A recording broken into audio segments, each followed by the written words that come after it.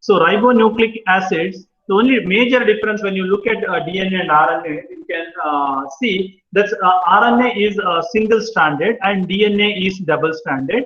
But in most of the cases, the appearance of RNA is not in the single-stranded, but it will form itself, it will bind itself and form almost a double-stranded, almost try to maintain a double-stranded nature, but it is not in the true sense it is a double-stranded, but we are in cellular structure, that means inside the nucleus, RNA will try to form a double strand structure by binding its own part segments, not another strand, but its own segment will bend and bind some portion and try to make a double strand. But when we speak about RNA, RNA is not similar to DNA, but they are similar to DNA. That is the truth, because there is a only one difference between the RNA and DNA is there is RNA is not the genetic material in human beings. So if it is not genetic material in human beings, then it is entirely different from DNA.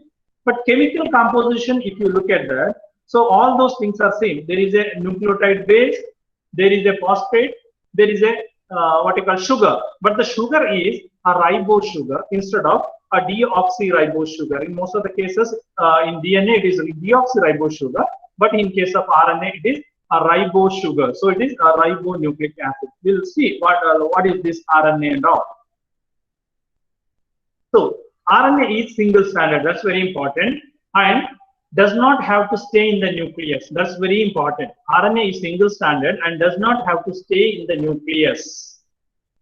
That means, like DNA, how exactly DNA sit inside the nucleus and control each and every process of human cellular metabolism, but that role is not there for RNA. RNA is not the genetic material in us. But in some smaller organisms like some retroviruses and all, this RNA plays the same role of DNA, because in those viruses, RNA is the genetic material. So RNA is single-stranded and does not have to stay in the nucleus.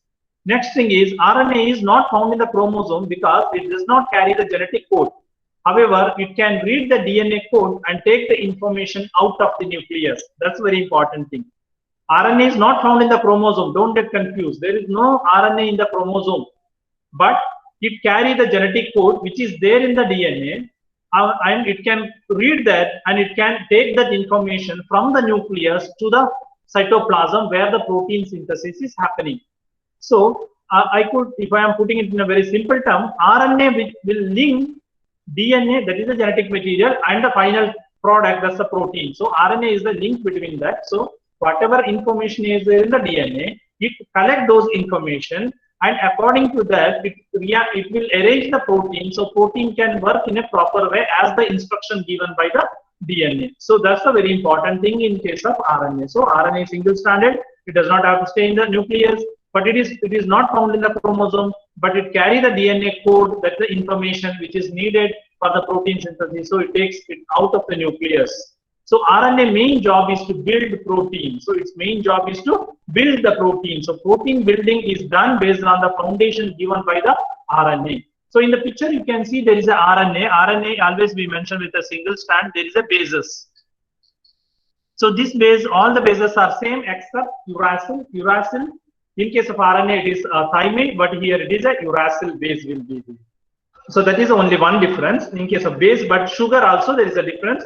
Sugar is ribose sugar here in case of RNA, but in case of DNA it is a deoxyribose sugar. So when we talk about RNA, we should understand four main things. One is its base is uracil, its sugar is ribose, it is single-stranded, no need of present inside the nucleus.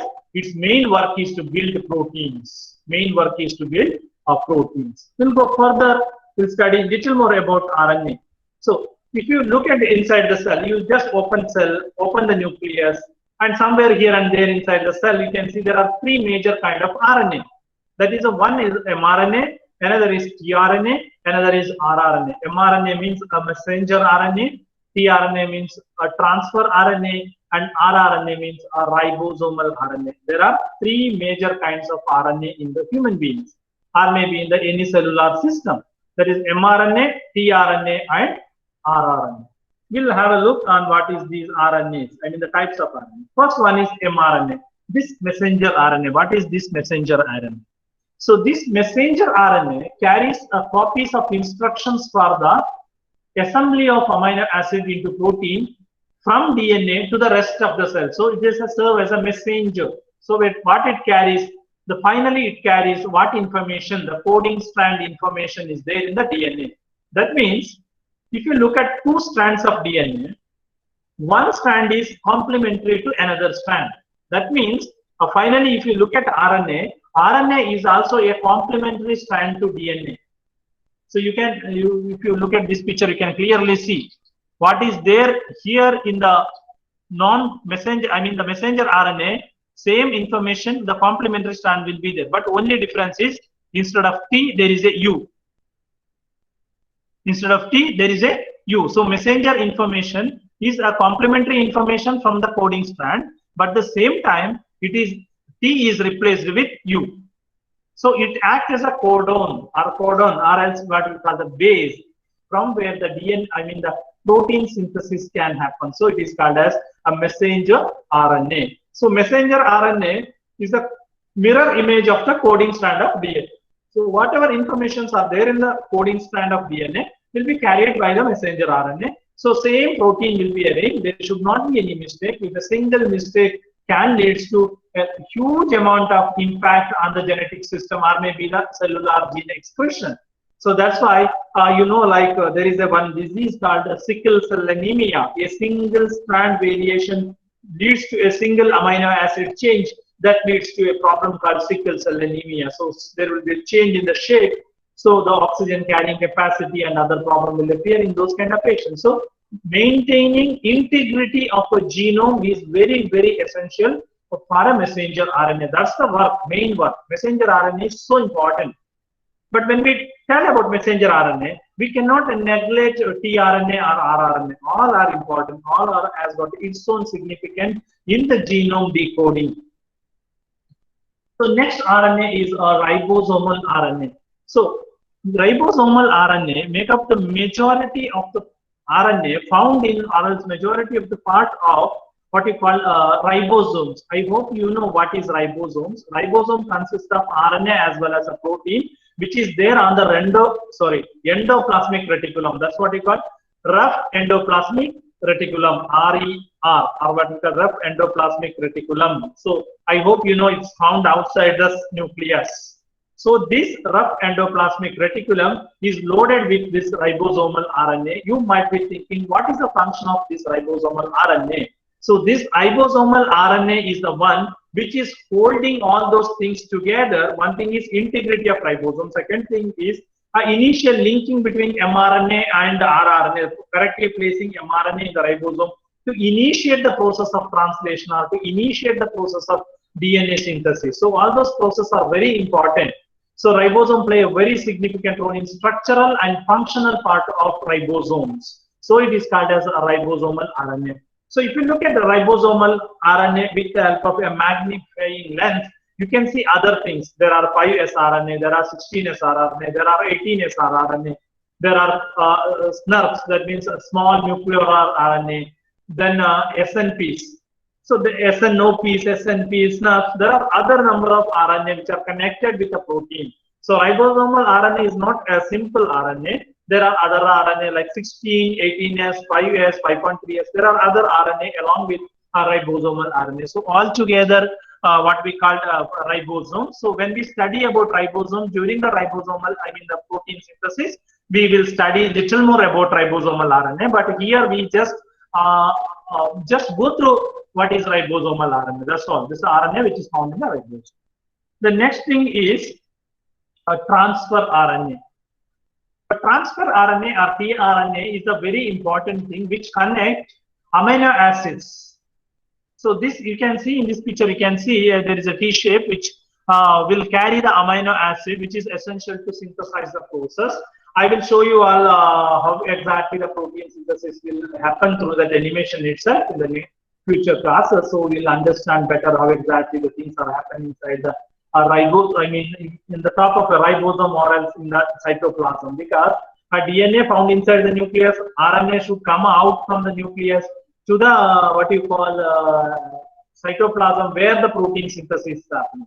So that clarity should come into your mind that DNA is found inside the nucleus, RNA is found somewhat in between. That means inside the nucleus and outside the nucleus, and the protein synthesis will happen only in the cytoplasm. So cytoplasm will be rich with this transfer RNA, transfer amino acid to ribosome during a protein synthesis. I hope till now we have studied what are RNA.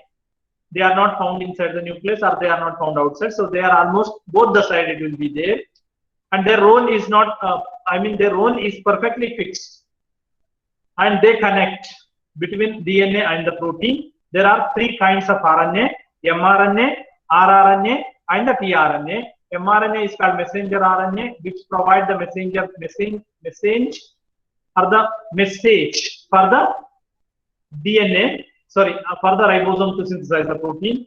rRNA, which maintain the integrity of ribosome or the structural pattern of the ribosome, and transfer RNA provide the amino acid for the protein synthesis. I hope this part is clear. We'll go a little more further.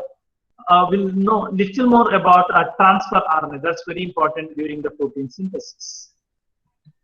So this transfer RNA structure people were studying from maybe 60 or 70 years. In the 1968, there was a person called Robert Hulley. He proposed a model how exactly the structure of DNA work. The tRNA will work in the cell. That's called clover leaf model. You might have studied it in the PUC itself. A clover leaf model. I put that leaf itself to show you that this is the model structure. They found it, but reality whether it after like that, no, almost L-shaped reality it will be there, but almost they propose this structure because the existence of tRNA is so important that how exactly it present, or in reality check if you do, what might be the structural pattern of this tRNA. So this clover leaf model, I hope there is a spelling mistake there. It's not clover, it's a clover leaf model. Clover leaf model. So there you can see it's almost mimic that structure. That's all. So, but in the clover leaf model, if you look at this tRNA, there are the possibility of you take one tRNA, you chop it into nucleotide bases, you can find maximum 73 to 93. That's the maximum. Minimum 73, maximum 93. Or it is between 75 to 90 base pairs. Only that much bases you can see. It starts from 5 prime, it ends in 3 prime end.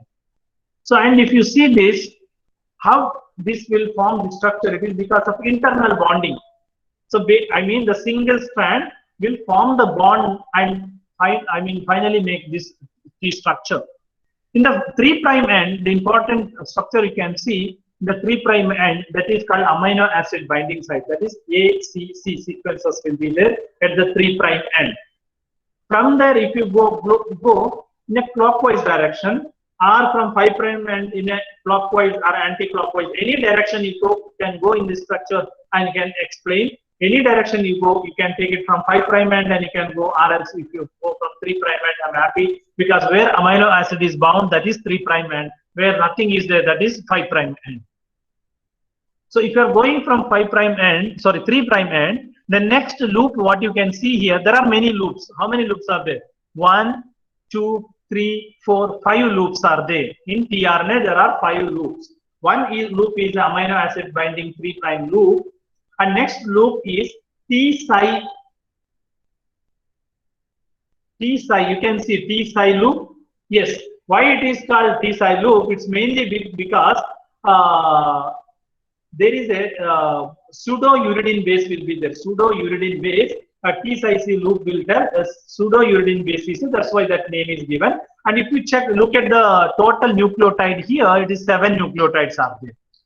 And you can see in between there is a extra base pair. Their length will vary from around 13, approximate maximum number of 13 base pairs will be there. So here they have given 5 base pairs length for this final loop. That's what you call this. The loop is very, very important. Here, if you start from here, the first loop is amino acid binding loop, then T-Psi loop, the extra R, and the final one is anti-codon loop. So here you can see 3 codes. That is called anti-codon, which will sit on the top of a codon. Codon means mRNA. So once it is found, that's why it's called Uble base, because in the future class, we will going to study what is Hubble hypothesis means. So 3 bases are not necessary to form the bond, only 2 bases are sufficient. That's what the Hubble hypothesis says. So in all these cases, if you take amino acid base, and there you can see the last base here, close to the 5' end, that is DHU, dihydroxyuridine base. It's around 8 to 12 base pairs. Amino acid pair is around 7 base pairs. The 5 base pairs, anticodon is around 5. The variable length, the extra R means got a variable length, okay? Any length, it is minimum, they say around 3 to 13. It varies. There is a huge range. And 7 nucleotide base, and I've provided notes for you. You can download it from the LMS, and you can study a little more about this. So there are 5 loops in tRNA according to cloverleaf model, and it's a single strand which bound itself and form this model, and it starts from amino acid loop, then T-cyc loop, then extra R, then anticodon loop, then dihydroxyuridine loop. The total base pairs will vary from 73 to 93, and maximum is 90, minimum is 75. That's what in most of the cases they say. And if you look at these bases, they form the intra-hydrogen bonds and form these loops. This loops has got its own significance. Amino acid loop will hold the amino acid. Anticodon loop will link those amino acid to mRNA. So new peptide can form. Each amino acid will link each other and form the new peptide, which is we call a protein. If a larger number of amino acids are added, that means more than 100 amino acids are added, then we can call it as a protein. If less than 100 amino acids, we call it as a peptide. So I hope you got the idea of RNA. So RNA, we started with RNA. That is, it's a single stranded and it code all the information in the DNA. Then we went to 3 types of RNA: mRNA, tRNA, rRNA. Then we went to messenger RNA, which provides the message. Then we went to a ribosomal RNA, where it will make up entire portion of ribosome. Ribosome consists of both protein and RNA. That's the important thing you should remember. Then we went to transfer RNA, which connect amino acids. And then we went to find the cloverleaf model of RNA. That spelling you have to rectify. That's a cloverleaf, not cloverleaf. So cloverleaf, there are 5 arms: amino acid binding arm, T-cyc loop, then an extra R, anticodon loop, or DHU loop.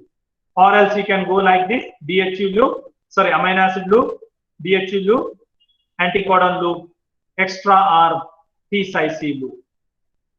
So here I'll stop about RNA. So